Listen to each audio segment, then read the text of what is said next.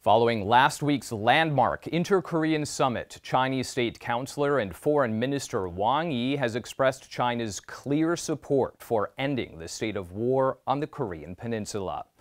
On Thursday, Wang Yi was welcomed as the first high-ranking foreign official to visit the DPRK and to meet with DPRK leader Kim Jong-un since the summit. The trip was seen as a follow-up to Kim Jong-un's four-day visit to Beijing in March, Kim's first foreign trip since taking office 7 years ago. The historic meeting between Xi Jinping and Kim Jong-un in China's capital opened a new chapter for the two countries' relations.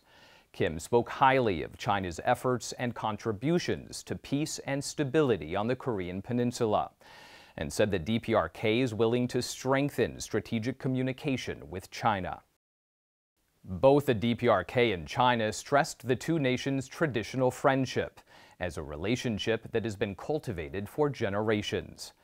During his visit to Pyongyang, Wang Yi made it clear that China supports the successful completion of the inter-Korean summit, supports an end to the peninsula's state of war, and backs the DPRK's decision to shift its strategic focus towards economic development. Wang Yi also emphasized that Beijing supports the DPRK's legitimate security concerns over the process of denuclearization. China has worked to maintain close ties with the DPRK and play a key role in maintaining peace on the peninsula. The government's long-standing stance has always been that the Korean Peninsula cannot fall into war or chaos.